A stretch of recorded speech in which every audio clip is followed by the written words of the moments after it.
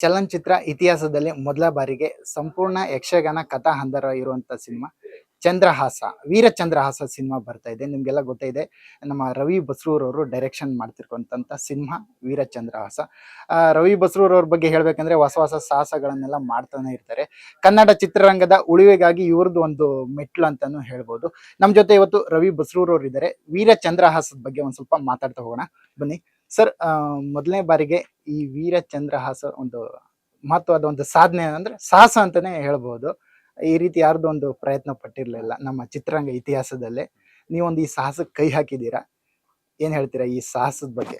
ಖಂಡಿತ. ಅಂದ್ರೆ ಆ ಮಣ್ಣಿನವನೇ ಆಗಿರೋದ್ರಿಂದ ಅಲ್ಲಿನ ಒಂದು ಕಲೆ ಇದು ಎಲ್ಲರಿಗೂ ತಿಳಿಯುವಂತಾಗಬೇಕು. ಪ್ರಪಂಚ ಇದರತ್ತ ಗಮನ ಹರಿಸುವಂತ ಆಗ್ಬೇಕು. ಒಂದು ಒಳ್ಳೆ ಬ್ಯೂಟಿಫುಲ್ ಆರ್ಟ್. ಅದಾದ್ಮೇಲೆ ಸಾಕಷ್ಟು ವಿಷಯ ಭಂಡಾರ ಇರುವಂತ ಒಂದು ಏನು ಇದು ಯಕ್ಷಗಾನ. ಇದು ಎಲ್ಲರಿಗೂ ತಿಳಿಯುವಂತ ಆಗ್ಬೇಕು. ಇದರ ಗಾಢತೆ ಅವ್ರಿಗೆ ಎಲ್ಲರಿಗೂ ಗೊತ್ತಾಗ್ಬೇಕು ಅಂತ ಉದ್ದೇಶ. ಆ ಉದ್ದೇಶದಿಂದ ಒಂದು 12 ವರ್ಷದಿಂದ ಕನ್ಸ್ ಕಂಡಿದ್ದೆ. ಬಟ್ ಅದ ಮಧ್ಯದಲ್ಲಿ ಆಗಿರ್ಲಿಲ್ಲ. ಈಗ ಅದಕ್ಕೆ ಕಾಲ ಕೂಡ ಬಂದಿದೆ ಅಂತ ಅನ್ಕೊಂಡಿದ್ದೆ.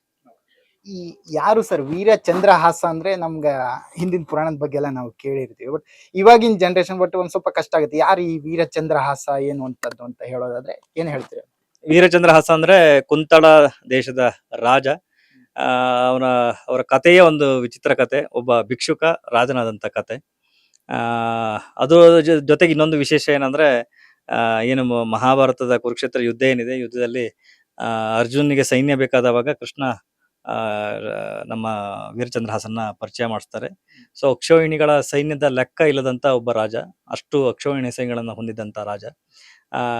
ಮಹಾಭಾರತ ಯುದ್ಧದಲ್ಲಿ ಮೇಜರ್ ಪಾರ್ಟ್ ಯುದ್ಧದ ಸೈನಿಕರನ್ನ ಕೊಟ್ಟಂತ ಒಂದು ಘನತೆ ಚಂದ್ರಹಾಸನಿಗೆ ಸೇರುತ್ತೆ.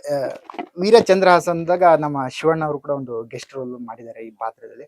ಬಟ್ ಶಿವಣ್ಣ ಅವರು ಅಂದಾಗ ನಾವು ನೋಡಿಲ್ಲ ಅಂತ ಶಿವಣ್ಣನ ನಾವು ಎಲ್ಲೂ ನೋಡಿಲ್ಲ, ಯಾವ ಸಿನಿಮಾದಲ್ಲೂ ಆತರದ್ ನೋಡಿಲ್ಲ. ಒಂದು ವಿಭಿನ್ನತೆಯನ್ನು ಇದ್ರಲ್ಲಿ ಹಿಡ್ಕೊಂಡು ಬಂದ್ರೆ. ಬಟ್ ಈ ಪಾತ್ರಕ್ಕೆ ಶಿವಣ್ಣನೇ ಅಂತ ಬಂದಾಗ ಹೇಗಿತ್ತು ನಿಮ್ಗೆ? ಯಾಕೆ ಈ ಶಿವಣ್ಣನೇ ಅಂತ ಹೊಳೆಯಿತ್ತು ಅನ್ನೋದು?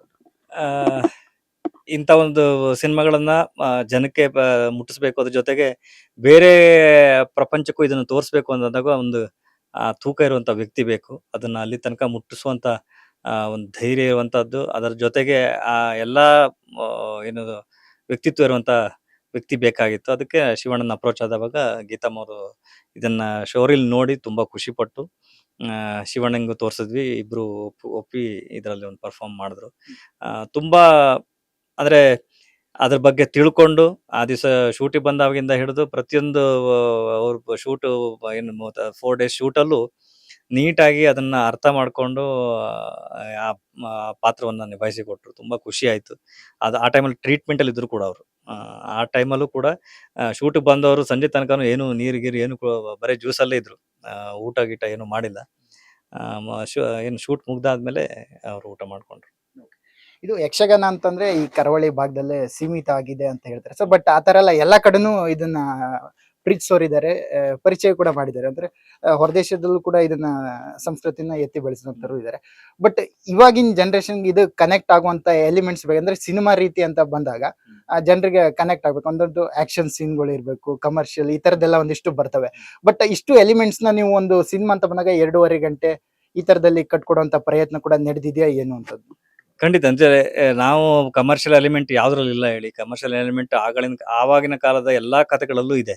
ನಾವು ಅದನ್ನ ಯಾವ ರೀತಿಯಲ್ಲಿ ತೋರಿಸ್ತೀವಿ ಜನರಿಗೆ, ಅದ್ರದ್ದು ಏನು ಮಾತು ನಡೆಯುತ್ತೆ. ಆ ಕಾಲದಲ್ಲೂ ರಾಜರಾಜನ ನಡುವೆ ಯುದ್ಧ ನಡೆದಿತ್ತು. ಆ ಯುದ್ಧಗಳಲ್ಲೂ ಸಾಕಷ್ಟು ಸಾವು ನೋವುಗಳು ನಡೆದಿತ್ತು, ದ್ವೇಷಗಳಿತ್ತು. ಅದೆಲ್ಲವೂ ಇದೆ, ಎಲ್ಲಾ ಕಥೆಗಳಲ್ಲೂ ಅದಿದೆ.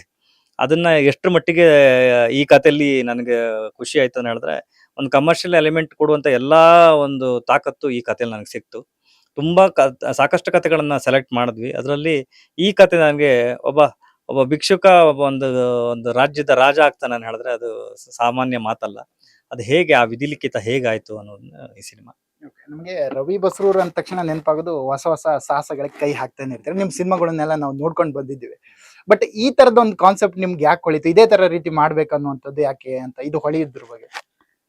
ಅದು ದೇವರ ಪ್ರೇರೇಪಣೆ ಅಷ್ಟೇ, ಮತ್ತೆ ನನ್ಗೇನು ಗೊತ್ತಿಲ್ಲ. ಬಟ್ ಹೆಜ್ಜೆ ಇಟ್ಟಾಗಿನಿಂದ ಇಲ್ಲಿ ತನಕನೂ ಎಲ್ಲವೂ ಸಾಂಗವಾಗಿ ನೆರವೇರ್ಕೊಂಡು ಬಂದಿದೆ. ಯಾವ ಸಮಸ್ಯೆಗಳು ಇಲ್ದಂಗೆ. ಬಹುಶಃ ಯಕ್ಷ ಪ್ರಪಂಚವೇ ನನಗೆ ಪ್ರೇರಣೆ ಕೊಟ್ಟಿತ್ತೇನೋ ಗೊತ್ತಿಲ್ಲ. ಇದಕ್ಕೆ ನಾನು ಮನಸ್ಸು ಮಾಡಿದ ರೀತಿ, ನನ್ನ ತಂಡ ಇದಕ್ಕೆ ಮನಸ್ಸು ಮಾಡಿದ ರೀತಿ, ಅದಕ್ಕೆ ಸರಿಯಾಗಿ ಆ ಇದಕ್ಕೆ ಬೇಕಾದಂತ ಜನಗಳು ಸಿಕ್ಕಿದಂತ ರೀತಿ, ನವೀನ್ ಅಣ್ಣ ಆಗಿರ್ಬೋದು, ನಾಗರಾಜ್ ಅಣ್ಣ ಆಗಿರ್ಬೋದು, ತುಂಬಾ ಜನ ಇದ್ದಾರೆ. ಅವರೆಲ್ಲರೂ ಒಬ್ಬರಾದ್ಮೇಲೆ ಒಬ್ರು ಅದಕ್ಕೆ ಸೇರ್ಕೊಂಡು ಇದನ್ನ ಈ ಮಟ್ಟಕ್ಕೆ ತಲುಪುವಂತಾಯ್ತು. ಬಹುಶಃ ಇದು ಯಕ್ಷಗಾನವೇ ನಮ್ಮನ್ನ ಪ್ರೇರೇಪಿಸಿದೆ ಅಂತ ಹೇಳ್ಬೋದು. ಈವನ್ ಆರ್ಟಿಸ್ಟ್ ಕೂಡ ಫಸ್ಟ್ ಟೈಮ್ ಆ ಫೈಟ್ ಇದ್ದು ರೋಪ್ ಕೀಪ್ ಎಲ್ಲ ಹಾಕಿದವಾಗ ನನಗೆ ಮೊದಲೇ ಆಲ್ರೆಡಿ 40 kg ತೂಕ ತಗೊಂಡು ಆ ರೋಪ್ ಹಾಕೊಂಡು ಅಷ್ಟೇ ಹತ್ರಕ್ಕೆ ಹಾರಿ, ಆಮೇಲೆ ಎಲ್ಲರೂ ಕುದುರೆ ಟ್ರೈನಿಂಗ್ ಮಾಡ್ಕೊಂಡಿದ್ರು. ತುಂಬಾ ಇದೆ ವಿಷಯಗಳು. ನಾನು ಬಿಚ್ಚಿಡ್ತಾ ಹೋದ್ರೆ ಅದು ನಿಮ್ಗೆ ಕ್ಯೂರಿಯಾಸಿಟಿ ಇನ್ನೂ ಜಾಸ್ತಿ ಆಗ್ಬೋದು. ನಾನಂತೂ ಆ ಎಕ್ಸೈಟ್ಮೆಂಟ್ ಅಲ್ಲಿ ಇದ್ದೀನಿ. ಸೊ ಖಂಡಿತ ಥಿಯೇಟರ್ ಎಕ್ಸ್ಪೀರಿಯನ್ಸ್ ಸಿನಿಮಾ. ಸಿನಿಮಾ ಹಾಗೂ ಯಕ್ಷಗಾನಕ್ಕೆ ಹೋಲಿಸಿದ್ರೆ ಸಾಕಷ್ಟು ಬದಲಾವಣೆ ಇದೆ. ಬಟ್ ಇಲ್ಲಿ ಆಕ್ಷನ್ ಕಟ್ ಎಲ್ಲ ಇರುತ್ತೆ. ಬಟ್ ಅಲ್ಲಿ ಯಕ್ಷಗಾನ ಅಂತ ಬಂದಾಗ ಒಂದ್ಸರಿ ಸ್ಟಾರ್ಟ್ ಆದ್ರೆ ಬೆಳತನ ಹಾಗೆ ಇರುತ್ತೆ. ಬಟ್ ಇದೆರಡನ್ನು ಯಾವ ರೀತಿ ಕಟ್ ಕೊಟ್ಟಿದ್ದೀರಾ ಈ ಸಿನಿಮಾದಲ್ಲಿ ಅಂದಾಗ ಹೇಗಿದೆ ಇರ್ಬೋದು ಅಂತ? ಇಲ್ಲಿ ಅಂದ್ರೆ ಕಥೆಯ ಫ್ಲೋ ಏನು ಬದಲಾಗಿಲ್ಲ. ಅದರಲ್ಲಿ ಸ್ಕ್ರೀನ್ ಪ್ಲೇ ಓರಿಯೆಂಟೆಡ್ ಸಣ್ಣ ಪುಟ್ಟ ಬದಲಾವಣೆಗಳನ್ನ ನಾವು ಮಾಡ್ಕೊಂಡಿದ್ವಿ. ಆ ಕಥೆಗೆ ಆ ಕ್ಯಾರೆಕ್ಟರ್ ಇನ್ನೊಂದಿಷ್ಟು ತೂಕ ಸಿಗೋ ತರದಲ್ಲಿ ನಾವು ಮಾಡ್ಕೊಂಡಿದ್ವಿ. ಬಟ್ ಅದು ತುಂಬಾ ಹಳೆ ಕತೆ ಆಗಿರೋದ್ರಿಂದ ಅದರ ಆ ಪರ್ಫಾರ್ಮೆನ್ಸ್ ಆಗಿ ಅದು ಅಷ್ಟು ಗಟ್ಟಿ ಇದೆ. ಆರ್ಟಿಸ್ಟ್ ಗಳಿಗೆ ನಾನು ಹ್ಯಾಟ್ಸ್ ಆಫ್ ಹೇಳ್ಬೇಕು. ಅಂದ್ರೆ ಅಷ್ಟು ಅದನ್ನ ಅರ್ದು ಕುಡಿದು ಬಿಟ್ಟಿದ್ದಾರೆ ಪ್ರತಿಯೊಂದು ಆರ್ಟಿಸ್ಟ್ಗಳು, ಯಕ್ಷಗಾನದ ಕಲಾವಿದರು. ಅವರ ಅವರೆಲ್ಲರೂ ಪರಿಶ್ರಮ. ಇದು ನಾನು ಒಂದು ರೂವಾರಿ ಆದ್ನೇನೋ ಬಹುಶಃ ಇದರಿಂದ ಪ್ರೇರೇಪಣೆಯಿಂದ ನಾನು ಒಂದು ಸ್ವಲ್ಪ ರೂವಾರಿ ಆದೆ ಅಷ್ಟೇ. ಬಿಟ್ಟು ಅವರೆಲ್ಲರ ಬೆಂಬಲದಿಂದ ಮಾತ್ರ ಸಾಧ್ಯ ಆಯ್ತು. ನಮ್ಗೆ ಒಂದಿಷ್ಟು ತುಣುಕುಗಳನ್ನು ತೋರಿಸಿದ್ರಿ, ನೋಡ್ತಾ ಇದ್ವಿ. ಬಟ್ ಶಿವಣ್ಣ ಅವರೊಂದೊಂದು ಕ್ಯಾರೆಕ್ಟರ್ ನೋಡ್ತಾ ಇದ್ದಾಗ ಒಂದು ರೋಮಾಂಚನ ಆ ತರದೊಂದು ಮೂಡ್ ಬಂದಿದೆ. ಬಟ್ ಇದು ಶಿವಣ್ಣಿಗೆ ಈ ಕ್ಲಿಪ್ಸ್ ಎಲ್ಲ ತೋರಿಸಿದ್ರೆ ಅದು ಅವ್ರ ರಿಯಾಕ್ಷನ್ ಯಾವ ರೀತಿ ಇದ್ದಿತ್ತು ಅಂತ? ಶಿವಣ್ಣಿಗೆ ಇನ್ನು ತೋರಿಸಿಲ್ಲ. ಆ ದಿವಸ ಶೂಟಲ್ಲಿ ಅವ್ರು ನೋಡಿದಷ್ಟೇ ಬಿಟ್ರೆ ಎಡಿಟ್ ಆಗಿ ಮ್ಯೂಸಿಕ್ ಆದ್ಮೇಲೆ ತೋರಿಸಿಲ್ಲ. ಇನ್ನೇನು ತೋರಿಸ್ಬೇಕು ಅವರಿಗೆ. ಮೊದಲನೇದಾಗಿ ನಿಮ್ಗೆ ತೋರಿಸಿದ ಏನಕ್ಕೆ ಹೇಳಿದ್ರೆ, ನಮಗೂ ಜನರಿಗೂ ಮಧ್ಯ ಬ್ರಿಡ್ಜೆ ನೀವು. ಇಂಡಸ್ಟ್ರಿಯ ಒಂದು ಹಂತಕ್ಕೆ ಇಂಡಸ್ಟ್ರಿಯ ಲಿಫ್ಟರ್ ಅಂತ ಹೇಳ್ಬೋದು ನೀವೆಲ್ಲರೂ. ಹಾಗಾಗಿ ನಿಮ್ಮ ಪ್ರಯತ್ನದ ಮುಂದೆ ಮಿಕ್ಕಿದ್ದೆಲ್ಲ ನಿಲ್ಲುತ್ತೆ. ನೀವು ಜನರಿಗೆ ಹೇಗೆ ತಲುಪಿಸ್ತೀರ ಅನ್ನೋದು ನಿಮಗೆ ಈಗ ಇರುವ ಪರಿಸ್ಥಿತಿ ನಿಮ್ಗೆ ಎಲ್ಲರಿಗೂ ಗೊತ್ತು. ಸೊ ಈ ನಿಟ್ಟಿನಲ್ಲಿ ನಾವೊಂದು ಸ್ವಲ್ಪ ಜನರನ್ನ ಪಾಸಿಟಿವ್ ಆಗಿ ಅಪ್ರೋಚ್ ಆಗಿ, ಹಾಗಾಗಿ ನಾವು ಟ್ರೈಲರ್ ಏನು ಬಿಡ್ತಾ ಇಲ್ಲ ಸಿನಿಮಾದು. ಡೈರೆಕ್ಟ್ ಆಗಿ ಸಿನಿಮಾಗೆ ಬಂದು ಆ ವಿಷನರಿ ತಲೆಗೆ ಇಟ್ಕೊಂಡು ಬರ್ಲಿ, ಅವ್ರು ನೋಡ್ಲಿ, ಆನಂದಿಸ್ಲಿ ಅಂತ ನಾನು ಇಟ್ಕೊಂಡಿದ್ದೀನಿ. ಅಂದ್ರೆ ಈ ಸಿನಿಮಾ ಎಷ್ಟು ಡ್ಯೂರೇಷನ್, ಎಷ್ಟು ಗಂಟೆ ಬರುತ್ತೆ ಅಂತ? 2.5 ಗಂಟೆ, ಎಷ್ಟು ಗಂಟೆ ಬರುತ್ತೆ? 2.5 ಗಂಟೆ ಬರುತ್ತೆ ಅಷ್ಟೇ. ಇದು ನಾರ್ಮಲ್ ಆಗಿ ಯಕ್ಷಗಾನ ಈ ಪ್ರಸಂಗ ಬಂದು 5.5 ರಿಂದ 6 ಗಂಟೆ ಮಾಡ್ತಾರೆ.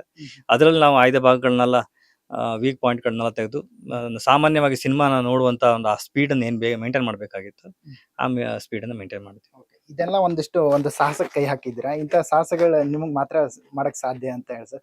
ಯಾಕಂದ್ರೆ ನೀವು ಇಷ್ಟು ವರ್ಷಗಳ ಕಾಲ ದುಡ್ದಂತ ಒಂದಿಷ್ಟು ಹಣನ ಕೂಡಿಟ್ಟು ಮತ್ತೆ ಸಿನಿಮಾ ರಂಗಕ್ಕೆ ಖರ್ಚು ಮಾಡುವಂತಾಗಿದೆ. ಕೆರೆಯ ನೀರನ್ನು ಕೆರೆಗೆ ಚೆಲ್ಲಿ ಅನ್ನೋ ರೀತಿಯಲ್ಲಿ ಪ್ರತಿ ಸಲನು ನಾನ್ ದುಡ್ದಿದ್ದೇನಿದೆ ಅದನ್ನ ಇಲ್ಲಿಗೆ ಹಾಕ್ಬೇಕು ಅಂತ ನನ್ನ ಉದ್ದೇಶ. ಒಂದಿಷ್ಟು ಜನಕ್ಕೆ ಕೆಲಸ ಸಿಗುತ್ತೆ. ನಾನ್ ದುಡ್ದಂತ ಹಣ ಸಿನಿಮಾ ಭಾಗದಲ್ಲಿ ಕೆಲಸ ಮಾಡಿದವರಿಗೆ ಒಂದು ಸಿನಿಮಾ ಮಾಡೋದ್ರಿಂದ ಒಂದು 3,000 ಜನ ಬದುಕ್ತಾರೆ. ಆ ದಿಕ್ಕಿಗೆ ನಾನು ಯಾಕೆ ದಾರಿ ಆಗ್ಬಾರ್ದು ಅಂತ. ನಮ್ಮ ಕರಾವಳಿ ಸಂಸ್ಕೃತಿನ ಇನ್ನೂ ದೊಡ್ಡ ಲೆವೆಲ್ಗೆ ಪರಿಚಯ ಮಾಡುವಂತ. ಖಂಡಿತ ಇದು ಇಲ್ಲಿ ತನಕ ನಾನ್ ತಗೊಂಡ್ಬಂದಿದ್ದೆ. ಇನ್ನು ನಂತರ ಜನರು, ನೀವು ಇದನ್ನ ಎತ್ತಿ ಮೇಲ್ ಕರ್ಕೊಂಡೋಗಿ ಪ್ರಪಂಚ ಇದನ್ನ ನೋಡ್ಬೇಕು, ತಿರುಗಿ ನೋಡ್ಬೇಕು ಅಂತ ನನ್ನ ಆಸೆ ಅಷ್ಟೇ.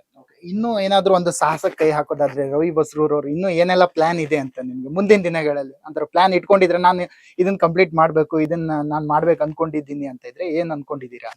ಇದುವರೆಗೂ ಆತರ ಏನಿಲ್ಲ. ಆ ಸಮಯಕ್ಕೆ ಏನ್ ಪ್ರಚೋದನೆ ಬರುತ್ತೆ, ನಾನ್ ಟೇಕ್ ಆಕ್ಷನ್ ಅಲ್ಲಿ ಇದ್ದೀನಿ ಅಷ್ಟೇ. ಏನೇ ಆಲೋಚನೆಗಳು ಬಂದ್ರು ಅದನ್ನ ಆಕ್ಷನ್ಗೆ ಕನ್ವರ್ಟ್ ಮಾಡೋದನ್ನ ನಾನು ಅಭ್ಯಾಸ ಮಾಡ್ಕೊಂಡಿದ್ದೀನಿ. ಅದು ಸಕ್ಸಸ್ ಫೇಲ್ಯೂರ್ ಬಗ್ಗೆ ಆಲೋಚನೆ ಮಾಡಿದೆ. ಇದು ನನಗೆ ಬಂದಂತ ಭಗವಂತ ಕೊಟ್ಟಂತ ಒಂದು ಆಜ್ಞೆ. ಸೊ ನಾನು ಮಾಡ್ಬೇಕು. ವೀರಚಂದ್ರಹಾಸ ಇದು ಏಪ್ರಿಲ್ 18ಕ್ಕೆ ರಿಲೀಸ್ ಆಗ್ತಿದೆ. ಒಂದಿಷ್ಟು ಸಿನಿಮಾ ರಸಿಕರಿಗೆ ರಸ ದೌತಣ ಅಂತಾನೆ ಹೇಳ್ಬೋದು. ಬಟ್ ಇದನ್ನ ಯಾವ ರೀತಿ ಎಕ್ಸ್ಪ್ರೆಸ್ ಮಾಡ್ತೀರಾ, ಏನ್ ಹೇಳಕ್ ಇಷ್ಟಪಡ್ತೀರಾ ಅಂತ? ಖಂಡಿತ ವೀರಚಂದ್ರಹಾಸ ಇದನ್ನ ಸಿನಿಮಾ ಅಂತ ನೀವು ಕನ್ಸಿಡರ್ ಮಾಡದೆ, ಒಂದು ನಮ್ಮ ಕಲೆಯನ್ನ ಪ್ರಪಂಚಕ್ಕೆ ಪರಿಚಯ ಮಾಡಿಸ್ಬೇಕು ಅನ್ನೋಂತ ನಮ್ಮ ಉದ್ದೇಶ. ಆ ಉದ್ದೇಶಕ್ಕೆ ಇದಕ್ಕೆ ನೀವು ದಾರಿ ಆಗ್ಬೇಕು. ನಿಮ್ಮೆಲ್ಲರ ಪ್ರೀತಿ, ವಿಶ್ವಾಸ, ಸಹಕಾರ ಈ ಕಲೆ ಮೇಲೆ ಇರ್ಲಿ. ಇದು ಪ್ರಪಂಚ ನೋಡೋ ತರ ಆಗ್ಲಿ.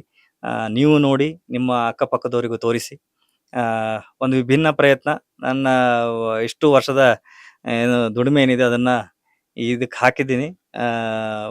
ನನಗೊಂದು ಆತ್ಮತೃಪ್ತಿ ಇದೆ. ಒಂದು ಸರಿಯಾದ ಏನು ಇದಕ್ಕೆ ನನ್ನ ದುಡ್ಡು ಹೋಗಿದೆ ಅಂತ. ಆ ಖುಷಿ ಎಲ್ಲರಿಗೂ ಅದು ಹಂಚಬೇಕು. ಆ ಖುಷಿನ ಅವ್ರು ನೋಡಿ ಸಂತೃಪ್ತರಾದ ನಂಗೆ ಭಾಳ ಖುಷಿ. ಹೊಸ ಪ್ರಯತ್ನಕ್ಕೆ ಕನ್ನಡಿಗರು ಯಾವತ್ತೂ ಕೈ ಬಿಡಲ್ಲ ಅನ್ಕೋತೀನಿ. ನಿಮ್ಗೆ ಒಳ್ಳೇದ್ ಮಾಡಿದ್ರೆ ನಿಮ್ಗೆ ಆಲ್ ದಿ ಬೆಸ್ಟ್ ಸರ್ ನಿಮ್ಮ ಸಿನಿಮಾಕ್ಕೆ. Thank you very much. ಈ ವಾಹಿನಿಯ ವೀಕ್ಷಕರೆಲ್ಲರಿಗೂ ಧನ್ಯವಾದಗಳು. ಇದೇ ರೀತಿ ಕನ್ನಡವನ್ನು ಉಳಿಸಿ, ಕನ್ನಡವನ್ನು ಬೆಳೆಸಿ, ಸಾಧ್ಯವಾದರೆ ಒಂದಿಷ್ಟು ಕನ್ನಡದ ನಾಯಕ ನಟರನ್ನು ಹುಟ್ಟಾಕಿ, ಒಂದಿಷ್ಟು ಟೆಕ್ನಿಷಿಯನ್ಗಳನ್ನ ಹುಟ್ಟಾಕಿ. ಇದೆಲ್ಲದೂ ನೀವು ಥಿಯೇಟ್ರಿಗೆ ಬರೋದ್ರ ಮೇಲೆ ನಿಂತಿದೆ. ದಯವಿಟ್ಟು ಎಲ್ಲರೂ ಥಿಯೇಟ್ರಿಗೆ ಬನ್ನಿ, ಸಿನಿಮಾಗಳನ್ನು ನೋಡಿ, ಒಂದಿಷ್ಟು ಕಲಾವಿದರನ್ನು ಹುಟ್ಟಾಕಿ ಅಂತ ಹೇಳಲಿಕ್ಕೆ ಇಷ್ಟಪಡ್ತೀನಿ. ಧನ್ಯವಾದ. ಇದಿಷ್ಟು ನಮ್ಮ ರವಿ ಬಸ್ರೂರವರ ಮಾತಾಗಿತ್ತು. ವೀರ ಚಂದ್ರಹಾಸ ಇದೇ ಏಪ್ರಿಲ್ 18ಕ್ಕೆ ರಿಲೀಸ್ ಆಗ್ತಿದೆ. ನಿಮ್ಮ ನೆಚ್ಚಿನ ಚಿತ್ರಮಂದಿರಗಳಲ್ಲಿ ಹೋಗಿ ಕನ್ನಡ ಚಿತ್ರ ನೋಡಿ, ಕನ್ನಡ ಚಿತ್ರರಂಗನ ಬೆಳೆಸಿ ಅಂತ ಕೇಳಿ. SS ಟಿವಿ ಸಿನಿಮಾ ಜಗತ್ತಿನ ಕ್ಷಣ ಕ್ಷಣದ ಸುದ್ದಿಯೊಂದಿಗೆ.